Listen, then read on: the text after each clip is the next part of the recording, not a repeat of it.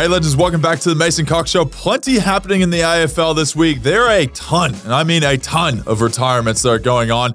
Damien Hardwick might be going to the Suns. I'm not 100% sure. We'll talk about it though. And then also both the Carlton game and the Collingwood game go down to the wire. It was a big week in footy, but without further ado, let's get into it.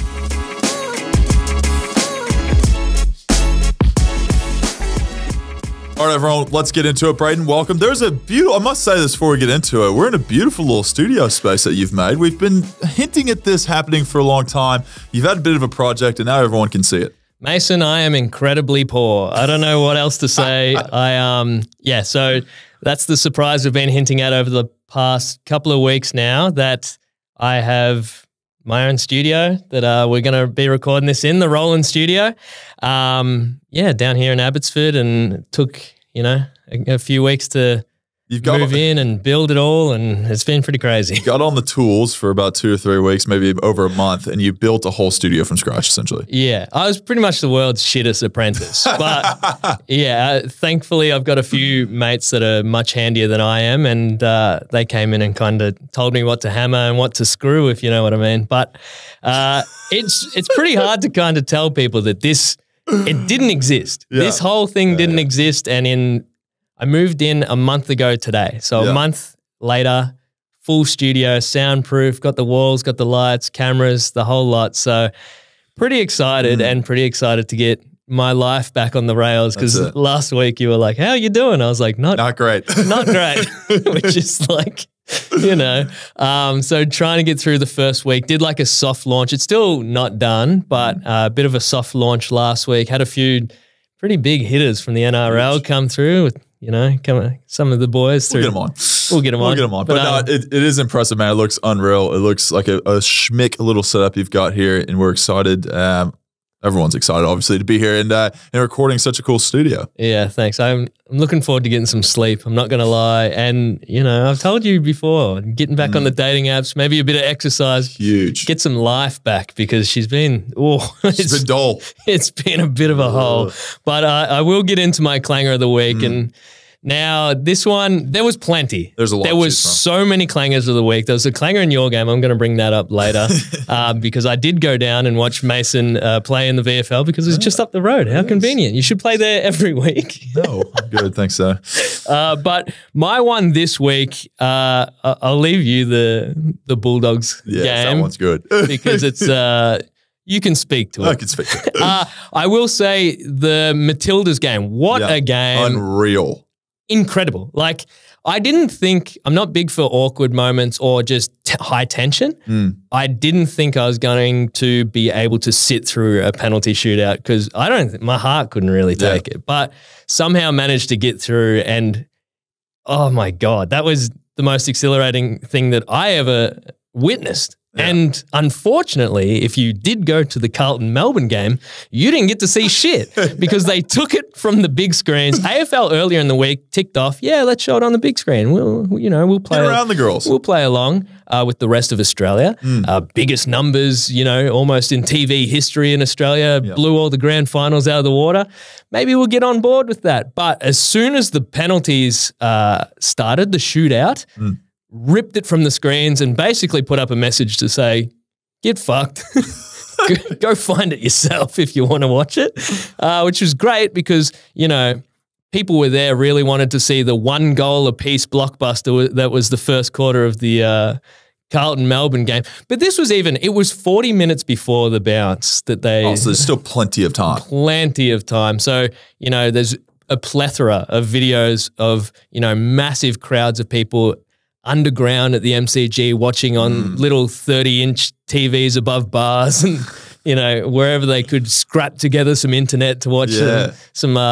So I'm giving them the clanger. Whoever had the bright idea of pulling that game, the most iconic moment in arguably Australian sports history, from the big screens, and denied fans a chance to watch that, clanged. They're well and truly clanged. It was put out there as like a big deal to have like that game playing before the Melbourne and the Carlton game. Like obviously a big AFL game, but also both are playing on Channel 7, I assume. So it's probably Channel 7 rights, also in the mix there. But a massive game. And to think you went to 10 like goal shooters in the penalty kicks. Nuts. Like there's only 11 on the field. Like what do you do after that? Do you start pulling subs on to take kicks? I'm not sure. I reckon the managers should have to take a kick. That's it. I thought I was going to have my heart broken twice maybe because the women's team for the U.S. went into penalty shootouts versus Sweden and lost. And I was there live and I got to experience the heartbreak live in a terrible kit. And then I was sitting there watching the game. I was like, surely this is not going to happen twice in essentially a 2-week period. And luckily they ended up getting the win and they play their arch rivals, England. Yeah, which is great. Ooh, I think the motherland. This is because like that was great. And obviously it had other sports to contend with. So there's AFL, NRL going on at the same time.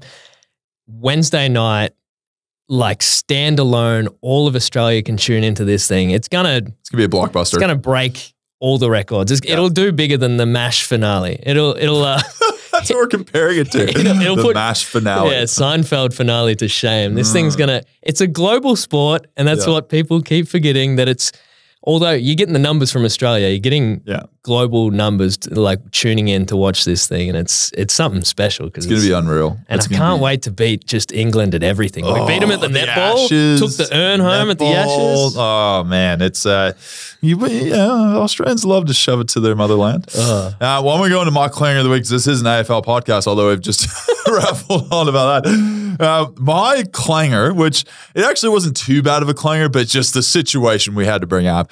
Tim English into the Bulldogs game. There's about a minute left. Tim English, if you don't know who he is, he's one of the better ruckmen in the league. He's very tall, and he should never take a kick out. But this man took it upon himself in the dying seconds of the game, whenever they needed a goal, to take the ball out of the goal square, not kick it right away, to play on.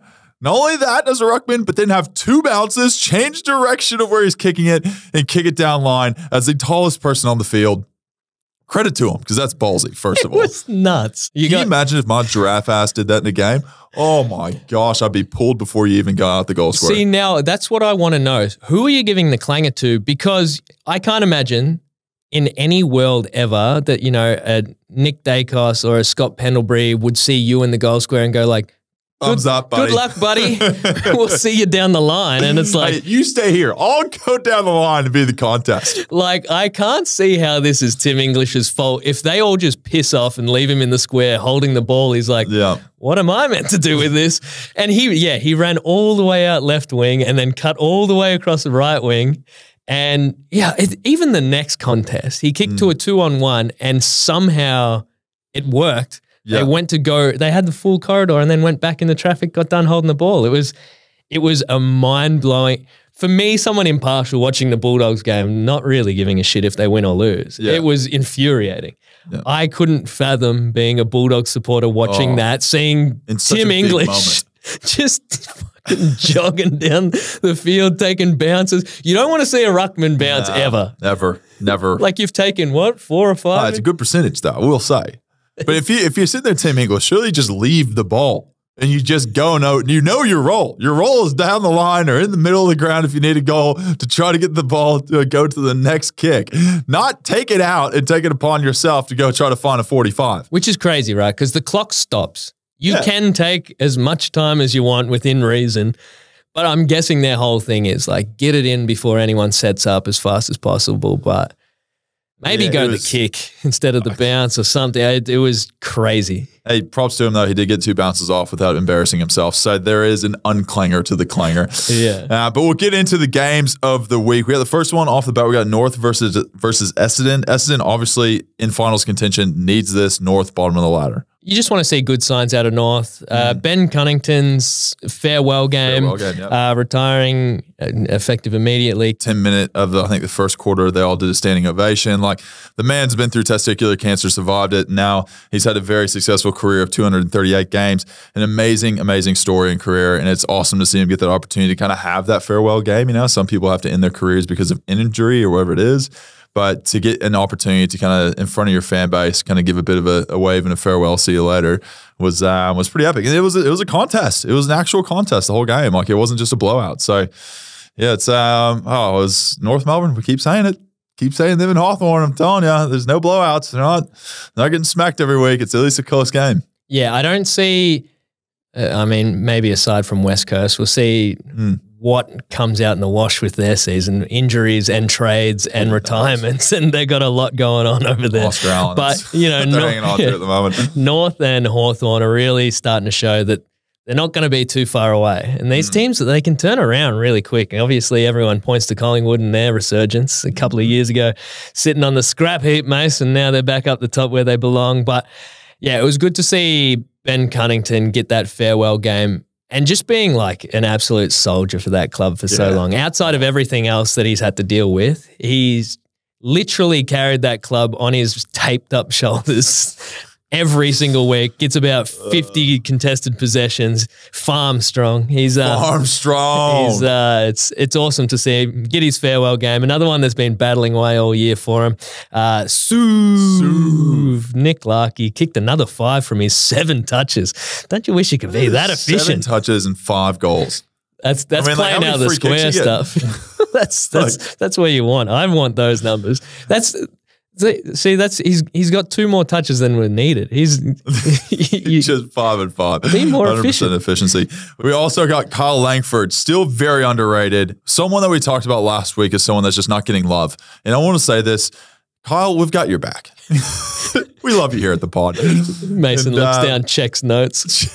Kyle Langford. No, seriously, he's won them the game last week, and he was a big reason for them to get the W this week. So another shout out to the Langford, the old Ford. Vroom, vroom. Vroom, vroom. Yeah, Nick Martin, 32 and 3. He's best on ground for the day. He's had a big season, and you know all these young kids for Essendon, they're just going to keep growing, obviously, both figuratively and spiritually and mentally, all the ways that you can grow. But it wasn't the absolute convincing showing, but it was a fun game to watch, and Essendon still in it. Enough to get over the line. Archie Perkins kicked a goal with 50 seconds left to seal it. So there's a lot of names coming out this, and also you've got the big drapes. He might be coming back too before finals, and I don't know, Essendon, you win the next couple. They got GWS and Collingwood next, so it sets up for a crazy end to the season for them. Yeah, it'll be one to watch for. That's for sure. But they are still in the finals hunt at the moment, and it's going to be interesting to see what they do versus GWS next week. That's a big game we have on our schedule because obviously both those teams need a win for contention. Always watching the GWS game, mate. Now Sydney, Gold Coast Suns, Sydney. People were kind of doubting them going into this game because Gold Coast actually have a really good record playing against Sydney at the SCG, which is, I don't think that Gold Coast have a really good record anywhere. So to hear that they got a good record against... hating on my Suns, bro. Don't be hating on my Suns. Against Sydney. But we just heard that Paddy McCartan officially announces his retirement. So...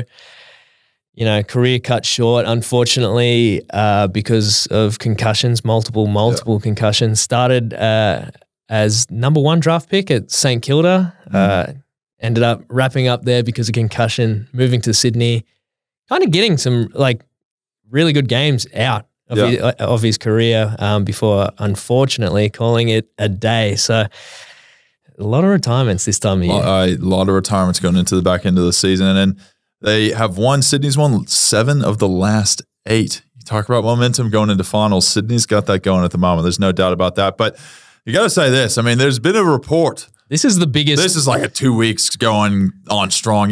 We've all kind of been thinking this was going to happen. But then all of a sudden now an official media outlet, the old Herald Sun.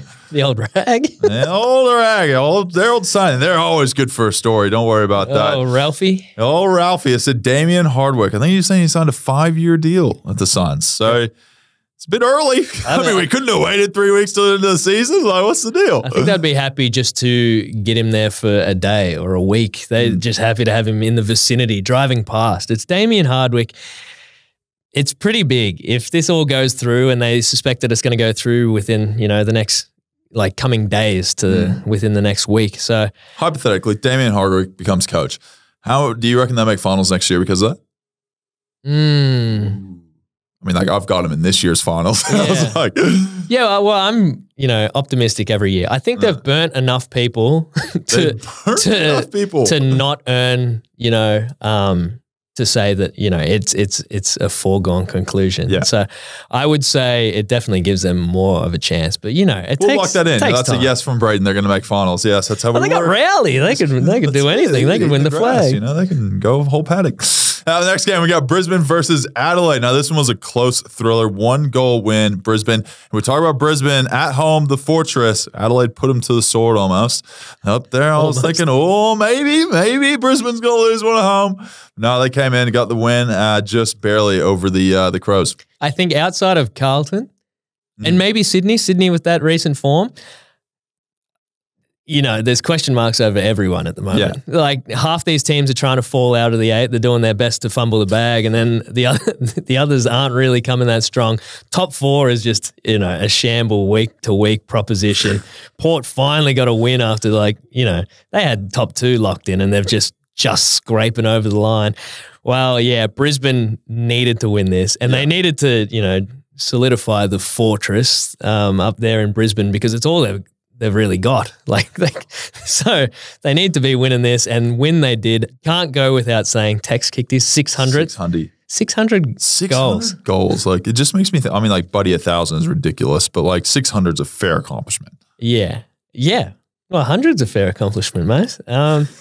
But yeah, there was also an incident where it looked like Jack Gunston might have done some real damage, and it was really important for their team. Coming, you know, at the later stage of his career, and all the question marks start going through your head. Everyone starts writing him off. Now, semi-good news, they're saying MCL 4 weeks. So if they make top 4, double chance, he's guaranteed to play at least one final. Back for finals. Nothing's guaranteed, mate, but if you make it in 4 weeks, then that's good news for him, because he's massive for their forward line structure, and he's been really good over the past few weeks. Obviously, he's been killing it. So for them going into finals, to be able to get him back would be massive.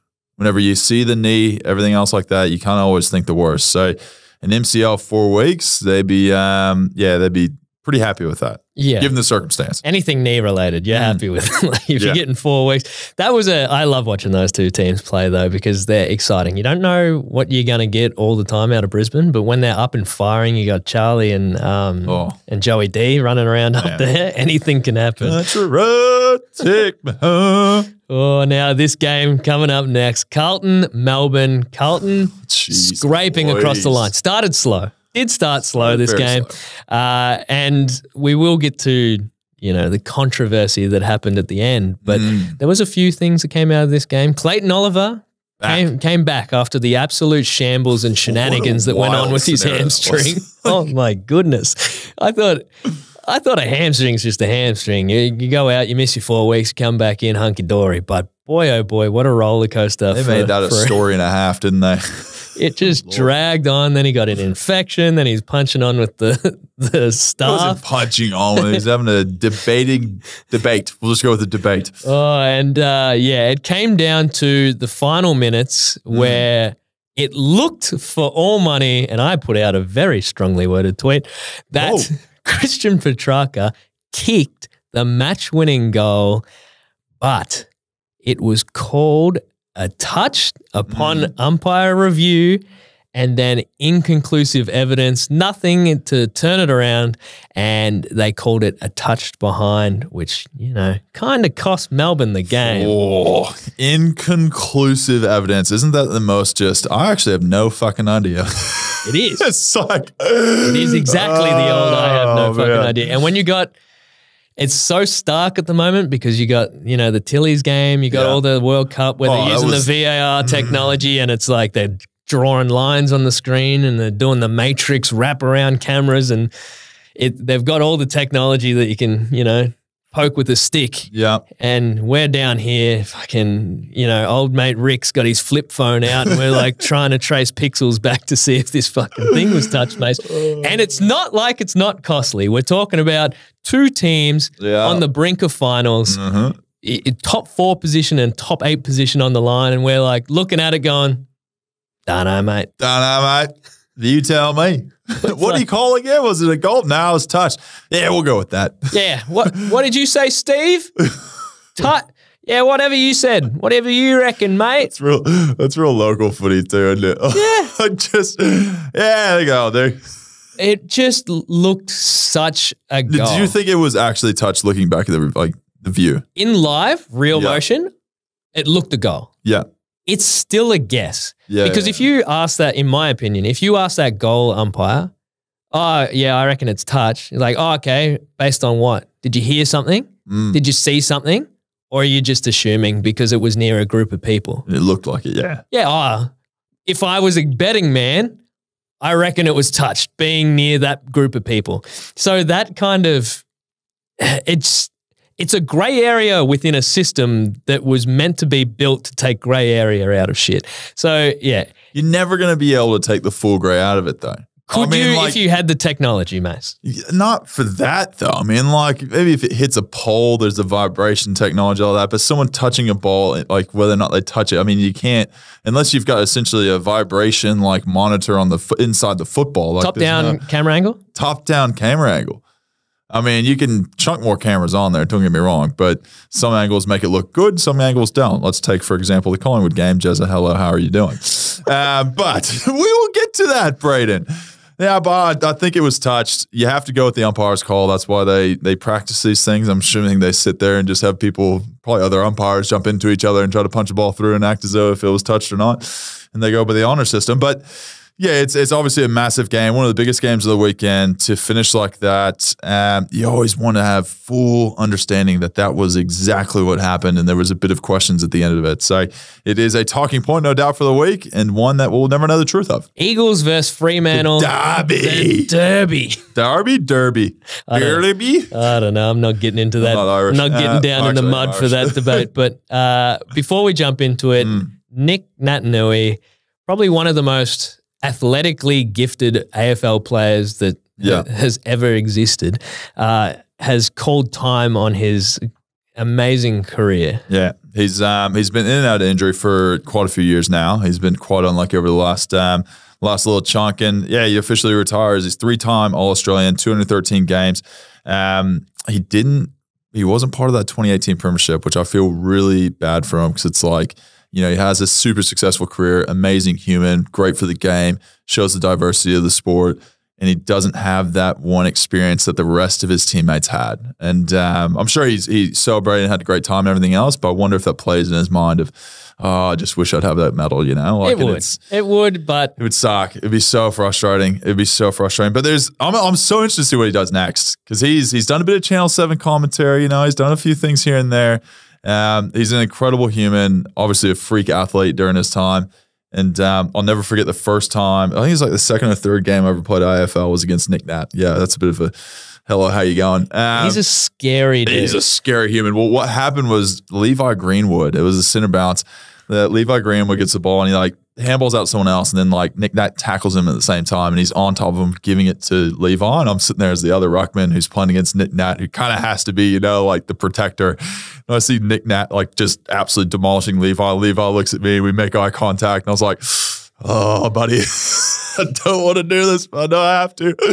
I ran over there and just kind of gave a nudge. And I don't think I've ever seen someone run away so quickly. Levi Greenwood was out of that joint. And I was sitting there to deal with Nick Nat myself, and I'm like, I'm going to be eaten alive by this human. Because there is the combo. We talk about ruck types, and there's like, you know, big, lanky, big boy. He was a big boy, like thick, big unit. But could just move, could sprint, could jump, could fly, like had all the, it doesn't make sense, but it was awesome to watch. That's why fans loved him though, because he did freakish things on the field. Like he took so many amazing marks over his time, but oddly enough, I think that I remember him most for this like point that he kicked. It was like he tapped it down, got the ball from his own tap, burst through all these ruckmen, out-sprinted all of them, and then kicked it from 50. And if he had kicked it, it would have been the goal of all time. But like missed, but like I was working at the AFL when that happened. It was pretty early in his career. Yeah. And we clipped up a point and put it up on the website. It was like greatest point of all time.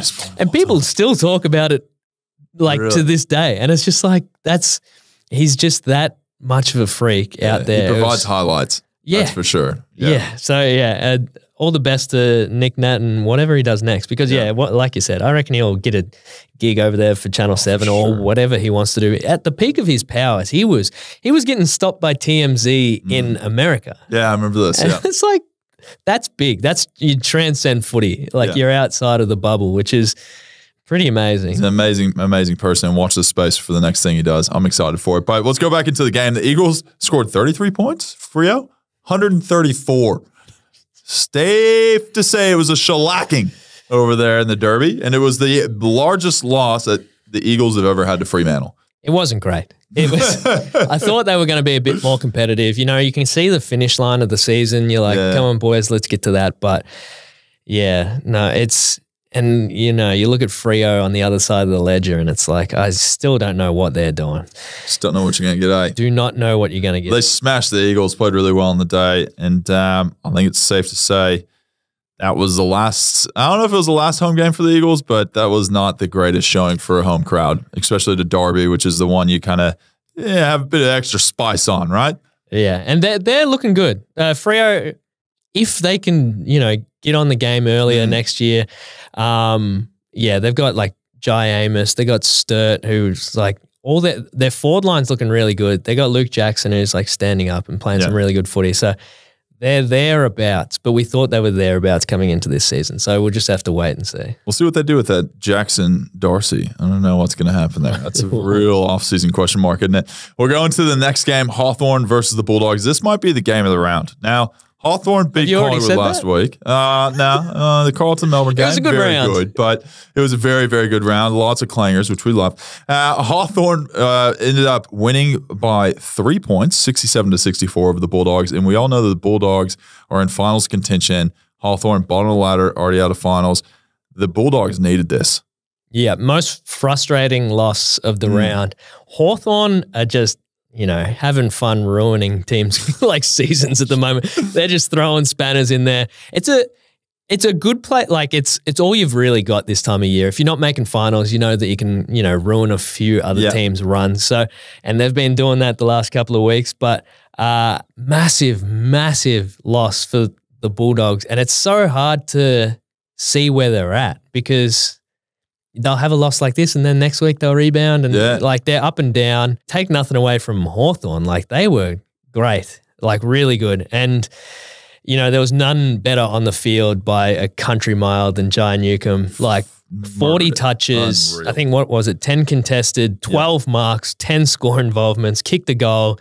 And he's built like a brick wall, as we saw by Cody Waitman. We've got to say this because that footage was wild.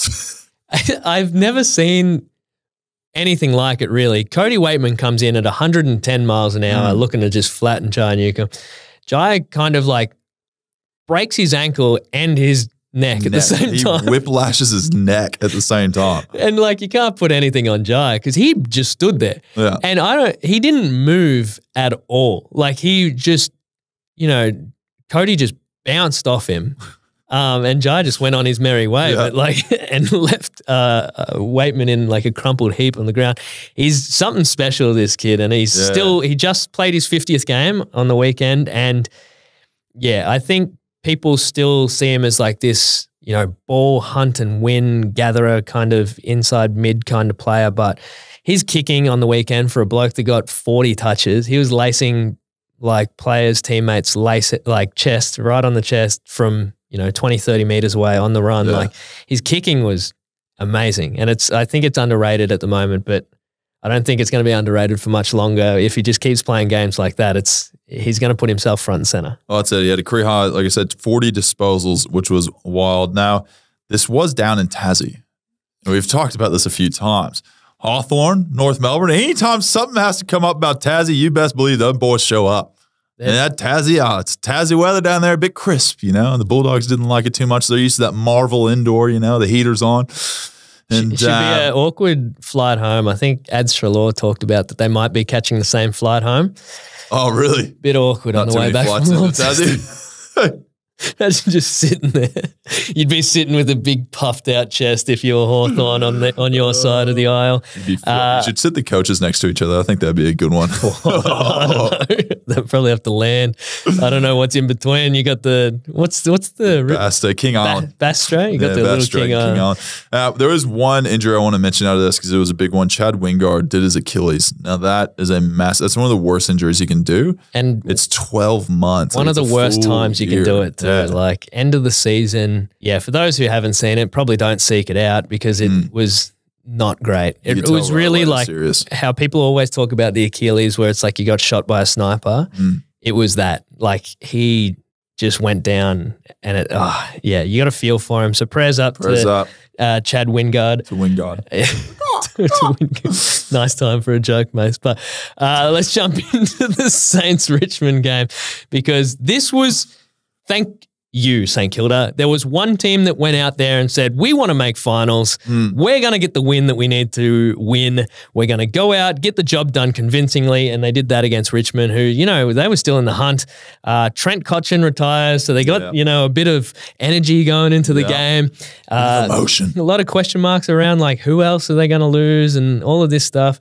But they just couldn't get it done, got blown out of the water pretty early, and Saints just got the job done. Big Kinger.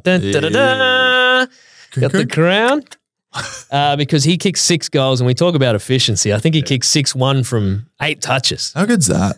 Far out. Yeah, like, does he just roll around, just get the other boys, just get it to me? Obviously, the prelim, 2018 prelim. In the huddle, do you have a bit more of a bit of an aura about you? Or people are like, hey, Mace is on, get it down to him, he's like firing? Or do you be like, boys, they can't guard me. They can't guard me. No, you have whenever you have like a forward that's on, like if someone's just on, like you try to get it to them. Yeah. But it's not, in the sense of that though, it's like whenever you play a game, right, sometimes you just have the natural progression of where the ball moves. It's not like you're constantly saying like that player is going to be the one we're going to get it to. It's like you might put him in a position to put him deepest in that sense where like he's going to have a better chance of being one-on-one. Like you like the matchup. Yeah, like if Jamie Elliott's like kicked 4, it's like, yeah, okay, leave him deep and just let him work that guy over.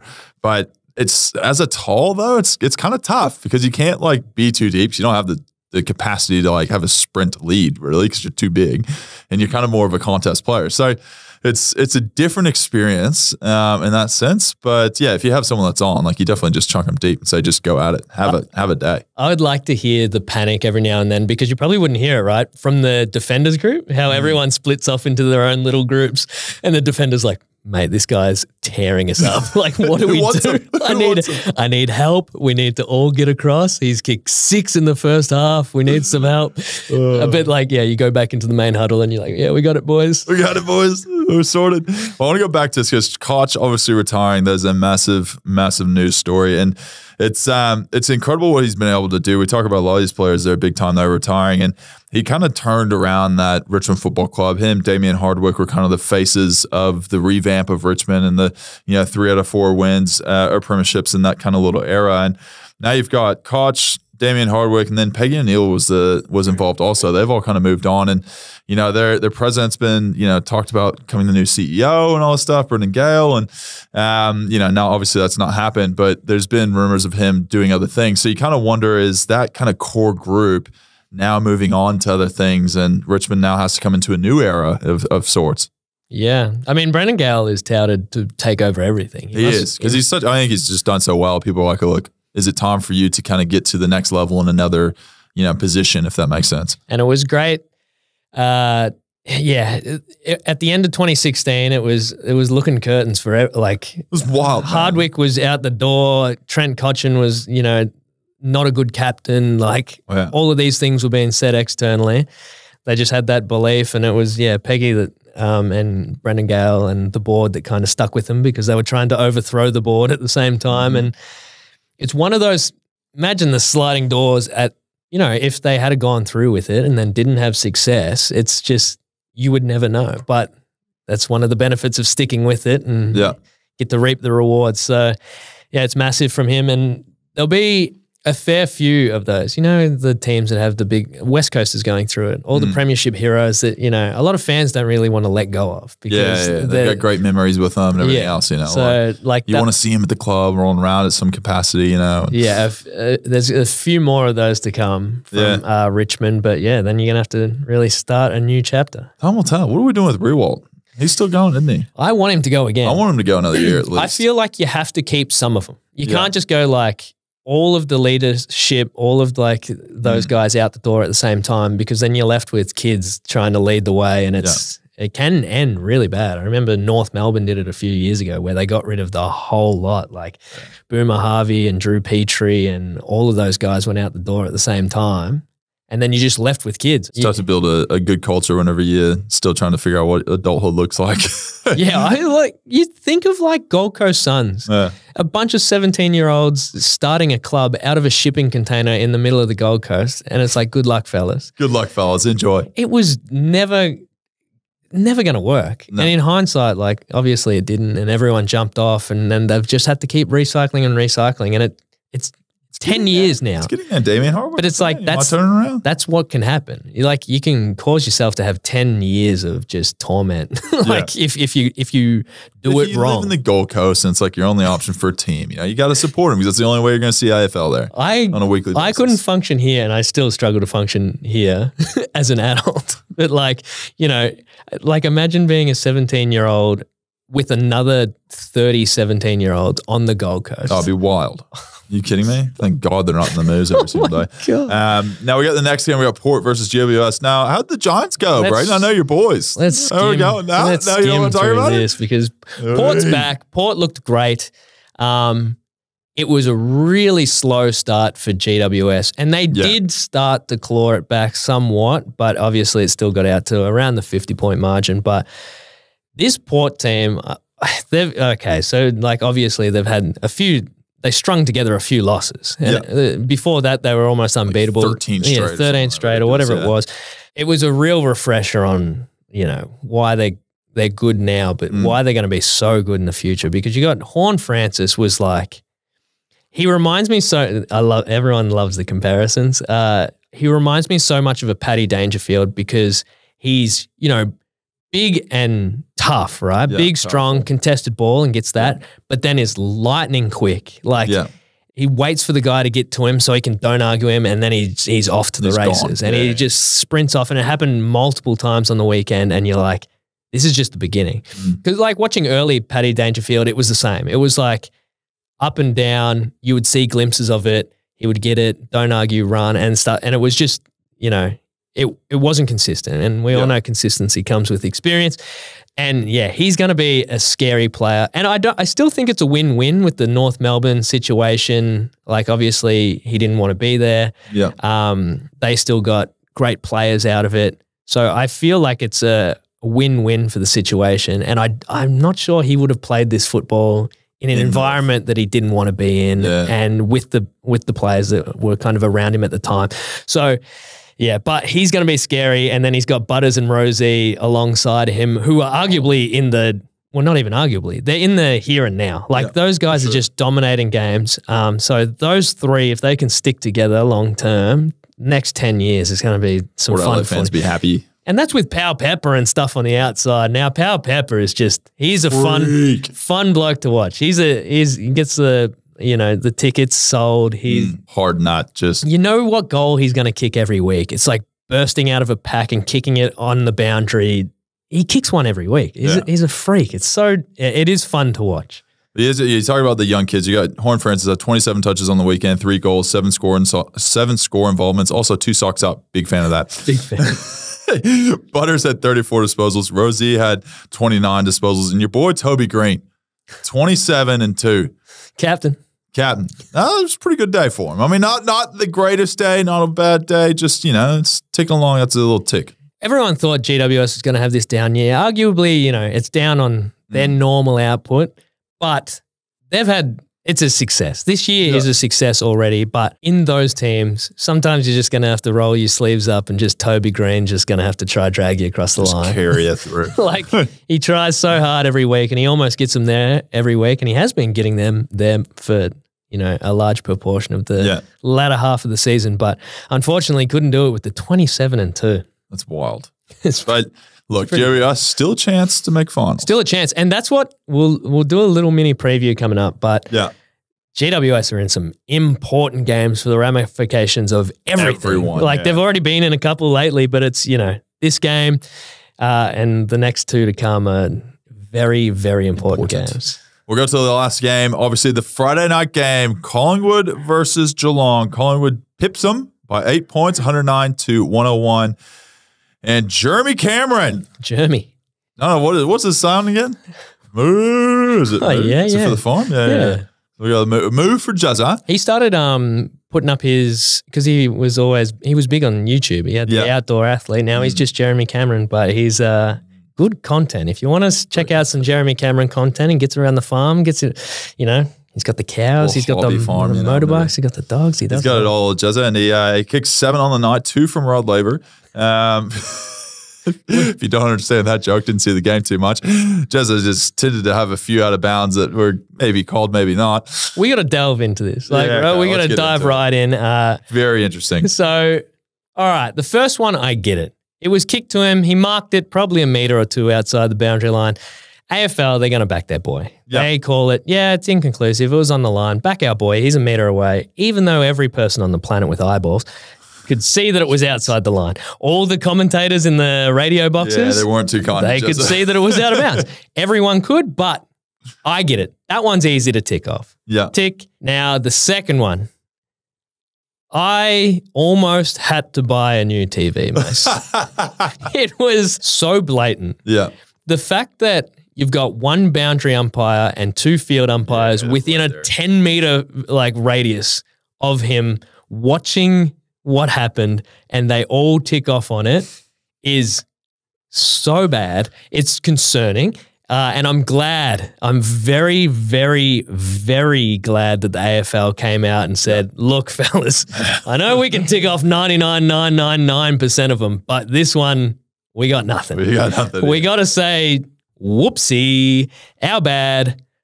Thank God it wasn't too costly because why score review exists. I mean, if he kicks that goal, surely he can go, let's go score review. I feel like over the 30 seconds of stoppage that it takes to get back to the center bounce, to bounce the ball, we can come to the realization that something incorrect happened just previously for that goal to go through. I think that would be common sense, but I think it's more because it's Can you do that though? I think it's it has to be in that was like a field play. So it's not really it's so hard. The funny thing is where he kicks it right. And I was thinking about this after the game. I was because everyone was talking about this whole thing. And I was whenever you're just screwing around after training and you're kind of let's try to snap some from the boundary. It was right next to the race, which is where everyone kind of tries to do their snaps around the corner, all that. It was just a casual, just run around the corner. And I feel like everyone's seen this so many times, just messing around on the football field that just looks normal. Yeah. So then whenever it happened, the umpire was oh yeah, I've seen that before. That's all right. They play on. And then everyone on TV is that's not okay. That was very true. Whenever it's in gameplay, you can't do that. It was good from the fans at the game because live in motion, I was oh yeah. Because the shot, you couldn't see the context. Yeah. You couldn't see that he was out of bounds. So he got the handball and just kicked it through.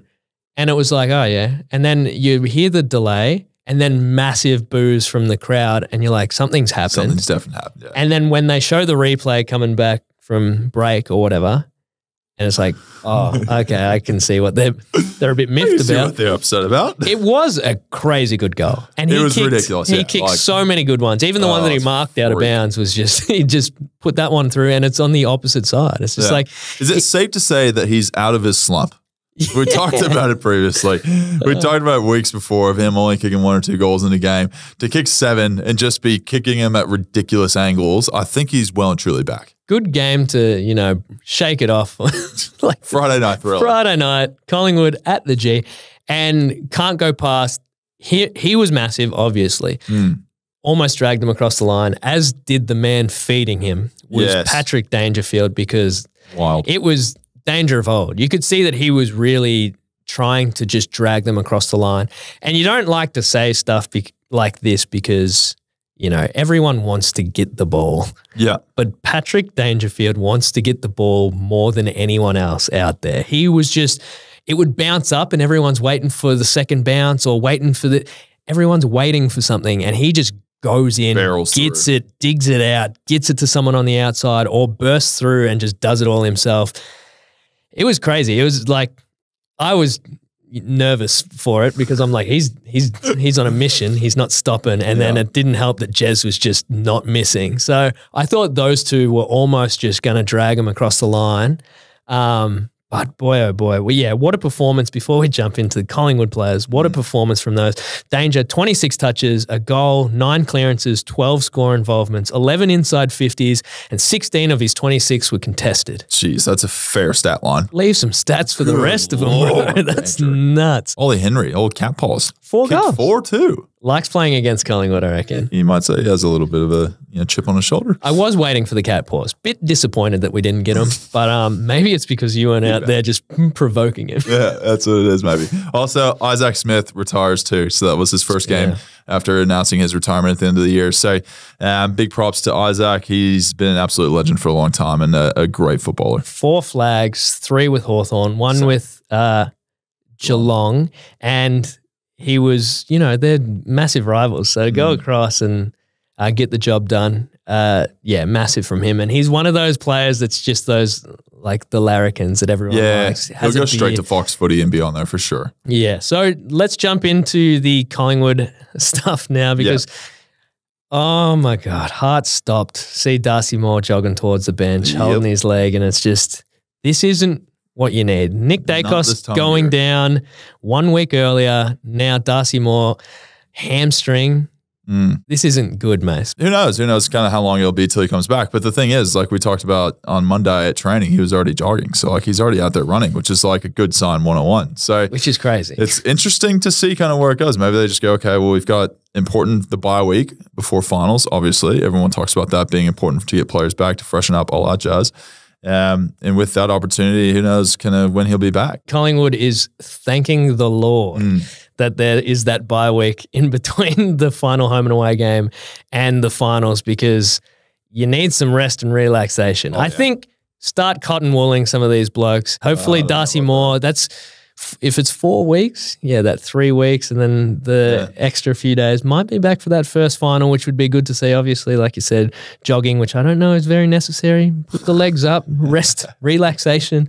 Obviously, like for like, Darcy Moore out, Jack Ginnivan in, and just went forward, and it was the spark, and Fly talked about it post-game. He was the spark that the team needed because, a bit of a flat start, and then to come out and not only did he get on the scoreboard, but he was putting on that pressure that we want to see from like small forwards every week, and he just started to create. He was setting up. He gave off more goals than he scored. He gave off 2 goals that were goal square goals.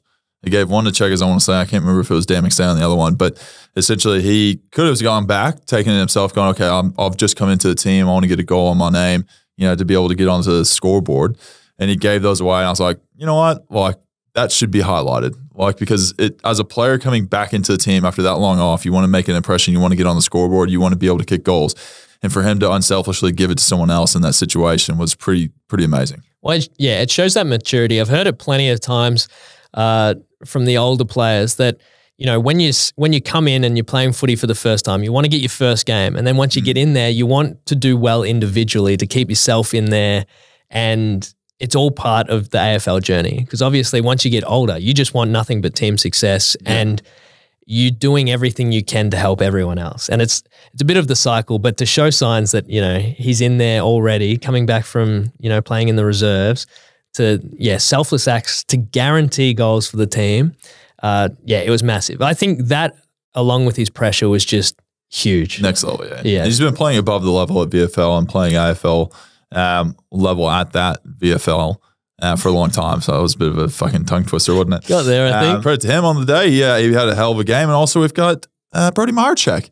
kicks a bag. Now, you gave him shit earlier in the year for kicking his first bag of 5, and it was like, we've been taking the piss out of him forever. Well, no, it's because he always wanted to kick 5. And he's kicked like 4, like 20 times, I feel like. And he hadn't got to the 5 mark yet, So he finally got to it earlier in the year. We all kind of we're all hyped about it, like clapped him in, after the game and stuff like that. So he gets another bag on the weekend, which is a massive little tick for him. What's his sound? What's his sound? I don't know. What do you do when you win in checkers? I don't know. Checkmate?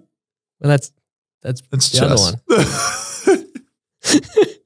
I don't know. King me. King me. King me. Yeah. Like it. All right. Checkers king me. Are we going to talk about VFL? Because like I said, I did mosey on down. I got to go down to Vic Park. I got to. Do you have a few tinnies on the hill? Funnily enough, no, they weren't selling tins. What? Because I was like, geez, they've really gone downhill. My game plan was have a coffee, ease into it. Then have 11:30 start. Yep. A couple tinnies on the hill, and make a day of it. But couple VBs, But unfortunately they didn't have any. But I did get a big Kransky, so I was smashing a Kransky, and just went down, watched on the hill.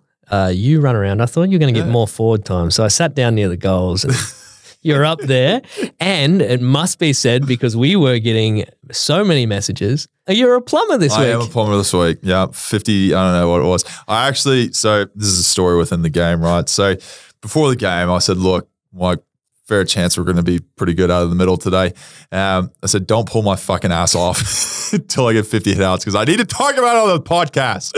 It was good. It was surely enough. I got to like 50 something, I think, and then I came off after I had a little bit of like a nerve thing, and then they sat me the rest of the fourth quarter, and they're like, "You got your 50. It's all good." And I was like, "Yeah, but I got a chance for 60." You were on target. I don't even know what you were going to be after a plumber. I don't know, but yeah, you basically got it in 3 quarters, which is pretty nuts. And over 2 weeks now, if you do that average, I reckon you got 100 in 2 weeks. 100 in 2 weeks. There you go. That's a pretty good couple of weeks. Yeah, no, it was a good game. Dominated Geelong on the weekend, which was good. And got the win for the VFL. They're looking at a final spot, possibly, if they can win the next couple. It was good to see a few of the AFL-listed boys running around out there. It was a great game to watch. Krugs. Nathan Kruger. The Kruger Cup, because he used to play for Geelong. It's an experience to watch how intense Krugs is in person. Just an insane human being. He kicked a goal and you guys were like 50 up. Yeah. And he screamed like he just won the flag.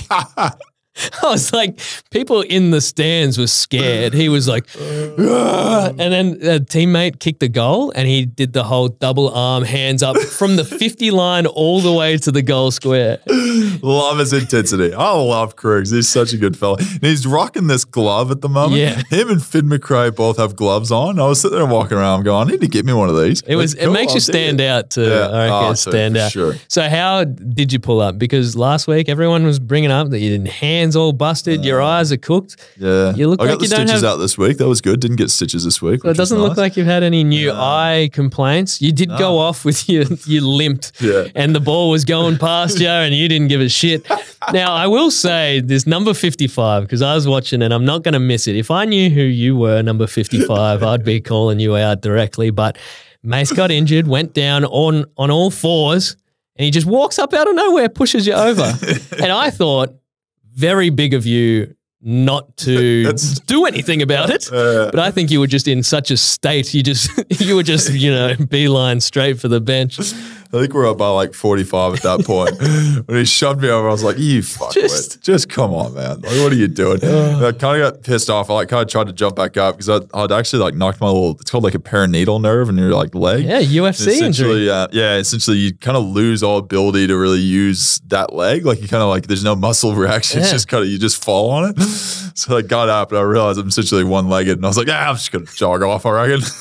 I'll get you next time, buddy. It's a fun experience. If you haven't gone down to the VFL anytime lately, get down there. It's get around it. There was the ball went out of bounds right in front of me, and one of the Geelong players was like, that was out of bounds. That was out of bounds. I was like, mate, bit rich coming from a Geelong player. Did you not watch the game on Friday night? And he looked at me and like laughed. And it's just like, that's the interactions you can have if you're not a flog.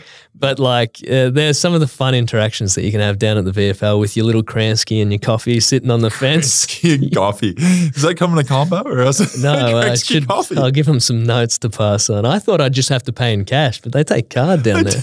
They got Wi-Fi. Who would have thought? Oh, that's pretty good. All right. Well, I want to say this because we've got we always do this at the end of the podcast now, what we're looking forward to. Now, we mentioned at the top, the Royals are playing the Convicts. And whenever I said the Royals play the Convicts, you might be questioning what that is. That's the Matildas are playing England, if you were wondering. And it's the other way around. England's playing the Matildas as far as the Royals and Convicts. But they're playing on Wednesday night. And we've mentioned it before. This is going to be an insane game. This is going to be one of the craziest things ever. If you can get a ticket, it is the hottest ticket in town. And it's going to be incredible. I can't wait to see this. And if Australia makes it to their home World Cup final. Public holiday, right? Surely. We've got a public holiday for less. Give us one of these. Give us banking holiday or some shit. Just one for horse races and grand finals. Surely we can get the World Cup that comes every 4 years. And hey, if we win it, lifetime it's in here. If we win it, that's reoccurring. It's a week off already. Whoever's talking about that, that's reoccurring. That is, you pretty much stole mine. But yeah, I can't wait for that. I just want to see the numbers that it does, which is very nerdy of me. But I just want to see it break all these records. It will break almost every record, I think. Yeah, it's so good. What I am looking forward to is, what did I say? Just finishing this. This studio is awesome. And finishing it properly. It's genuinely been like a life goal of mine. One, to work for myself, and two, have my own studio. And I don't ever stop to congratulate myself or appreciate the fact or anything like that. So once it's done, I'm hoping to get to this point, it's been a lot of work, obviously. But once it's done, there'll be a moment, hopefully, where I can just sit down and, just look back at what's been done so far. And it's only been a couple of years I've been in business. It's been a fair journey. So I'm looking forward to doing that, and then that'll progress. Hopefully that snowballs into my life, because I've talked about getting rid of the dating apps. We're back in it. Yeah, I'm almost like we're back on. I'm like a junkie. I didn't know how much of a junkie I was. That anytime I sat down, I was like, I need to be, and I pick up my phone and realize that I don't have the apps anymore, and just put my phone down and just stare at the wall. And wow. Yeah. So hopefully I want to start exercising. So I've said that a fair few times. Are we going to set like a half marathon? Yeah, I need goals. You want a half marathon goal? Yeah. So if I pay for you to be in the entry of a half marathon, you have to complete it. Will you do it? Yeah. Huge. I'm doing this. We're gonna get hey, people out there watching. Can we get a little like cheer crowd for them? Yeah, actually, maybe we should do like awesome. If we do like a Strava thing or something, people can join on my Strava or something. So I just need accountability. To count people. Yeah, I need accountability. They can get a sub 4Ks per whatever. Yeah, Yeah. Maybe that's it. Maybe we find someone out there that's listening that's like a marathon trainer, can train you up. Well, Peter Ball, get him back in. Peter Ball, that's it. We still do it. Run actually. Now, I just want to give a real quick shout out. We got a couple more things. Quick shout out to Peter Harrison from Lindau under 17s, who kicked 41 goals. This is absurd. In a game. 41. One game. 41 goals. My math doesn't go that high. That's not even a season. He kicked 41 out of his team's 43 goals for the day. And the score was 267-1. And they beat Paynesville, which is, a fair pun on what they had to go through. Peter Harrison kicking 41 goals. I'm going to do the math. That's 246 points. 246 points by one human. Was there anyone else on the field? Was this like was this like an 11s game where there was 10 people that were behind the ball? We talked about Charlie Curnow winning the flag because he kicked 19 across 2 games. Step it up, Charlie. Peter Harrison's got you and more. So we got to check out the games for next week, because next week is massive. Next 2 weeks are massive. Huge. But each week is just, so much rides on it from a top 8, top 4 perspective. Obviously, Friday night, banger. Yep. Collingwood v Brisbane at Marvel Stadium. Marvel. That's is that Is that a typo? Did you write that down there? Marvel Stadium. We tried to get out of it. They wouldn't let us. Who's laughing now, AFL? Well, I guess they own the AFL stadium. Wanted a home game, yeah. I was like, I want to watch from my box. Collingwood, Brisbane. That's the big ramifications for top 4. Suns v Carlton. Now, I was texting Carlton mates of mine going like, oh, what are you going to do for finals? They can still miss, which I did not know was a thing. And so they've got to beat the Suns. Is it at the Suns, though? It is. Ooh, it's on the Gold Coast. So, yeah, that'll be a massive one. And they'll be getting a bit sweaty if Gold Coast can somehow drag themselves across the line. My boys beat Carlton. We're coming back in next week. I would tell you what, if Hardwick gets announced this week, and we all know teams can have that sugar hit for their first game, Carlton fans will be shitting bricks. I don't know. I'll tell you what. But I think they're on what you would call a hot streak at the moment. They are on a hot streak. They're doing very well, Carlton. I like to give them a bit of funny how things change from the beginning of the season to the end, isn't it? I don't think I've seen a bigger change in a team's like identity from the outside than Carlton this year. Can't hear those. Can you still hear those fans booing their own team? Can you hear that? I can't hear that anymore. Hear them. Now, GWS Essendon, massive. Massive game, yeah. To try and make the bottom of those, the 8 if other teams fall over. Saints Geelong, another massive one for the 5 to 8 slot. And then Adelaide Sydney, another one. That's essentially who goes into finals. Yeah. 2 teams that can still make it. And then Melbourne Hawthorn. Really just to see if Hawthorn can still just keep screwing teams up. Another one for Melbourne. Melbourne need to get that dub, and, you know, Hawthorn loves spoiling the party at the moment. We're getting close to finals, mate. Finals is around the corner, man. It is 3 weeks away. And like you said, there's massive, massive ramifications whenever it comes to these games as far as finals hopes for these teams. And it's going to get interesting. This is where teams realize that they have to play finals-type footy to be able to get into it and then want to carry that momentum into the postseason. So it's going to be very interesting. We're very, very excited for those games to come, and we'll definitely have all of that covered next week on the podcast. But that is it. And I want to go back to this. Peter Harrison, 41 goals. Yeah. What in the world? I expected that from all the guys going back for the Carlton draft, like Nathan Buckley and everyone else. Yeah. Kicked 41 goals. That's the new standard is set. Thank you very much. And Paynesville, you're feeling the pain. There's no doubt about that. Whoever from Paynesville kicked that 1 point, you did them a big favor, because that could have been a big fat 0. Can you imagine that? 267-0. I don't know. Is there a worse footy score out there? Maybe we should ask the people that. Let's ask the audience. Have you ever heard of a worse footy score than that? But that is it for us today. Thank you so much for listening. As always, tell your friends, family, everyone else about the podcast, and subscribe and like, because that's what makes us keep coming up at the front of everything. And it is absolutely awesome. I had someone come up to me after the VFL game again in our gear, so it's always good to see people in our gear. Check it out on the link in the bio. You were popular at the VFL post game. They were mobbing you. It was a real head to straight down to the rooms. I was thinking this though. I was like, it's such a community vibe down there. They should just sing the song on the ground. Yeah, it'd just be cool. I think it'd be a great experience for everyone. Yeah, just sing the song in the middle. Every VFL team, if you win at your home ground, just do that. There's a little of an update for everyone there. A little note. There's a little note for everyone to sort that out. But thanks to everyone for listening once again, and have an incredible week ahead, and enjoy the weekend that is. Go Tillies! Yeah.